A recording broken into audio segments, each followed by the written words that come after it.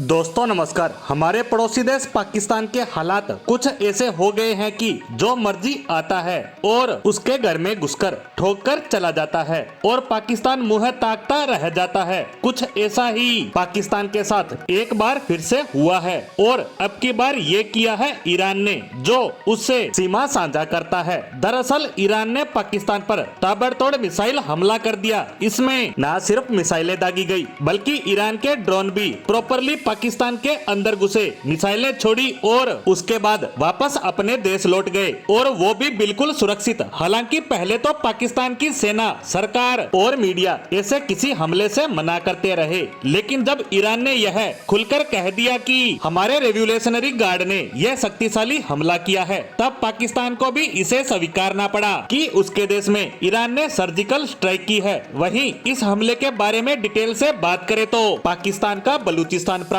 जो ईरान से अपनी सीमा साझा करता है, यहीं पर ईरान ने इस हमले को अंजाम दिया जिसमें कई लोग मारे गए, क्योंकि ईरान ने जैश अल अद्र जो बलूच मिलिटेंट ग्रुप है उसको निशाना बनाया था, क्योंकि ये ग्रुप ईरान में बलूचिस्तान के हिस्से की आजादी के लिए काम करता है और इसे पाकिस्तानी सेना सपोर्ट करती है। इसीलिए ये ईरान में घुसकर आतंकी हमलों को अंजाम देते रहते हैं, जिससे परेशान होकर ईरान ने ये कदम उठाया। और अब हम इस पोस्ट के असली मुद्दे पर आते हैं। दरअसल ये हमला पाकिस्तान के गले की हड्डी बन चुका है, क्योंकि इस हमले के बाद पाकिस्तान की सारी बॉर्डर एक्टिवेट हो चुकी है, क्योंकि भारत के साथ की बॉर्डर तो आजादी से ही एक्टिवेट है। वहाँ तो हमेशा गोलीबारी चलती ही रहती है। वहीं अफगानिस्तान की तरफ तालिबान भी डूरंड लाइन को लेकर पाकिस्तानी सेना से उलझता रहता है, लेकिन ईरान के साथ का बॉर्डर हमेशा से ही शांत था, लेकिन वो भी अब पूरी तरह से खुल चुका है। पाकिस्तान को वहाँ भी अपनी सेना की भारी तैनाती करनी पड़ेगी। इस हमले की बात पाकिस्तान के लिहाज से करे तो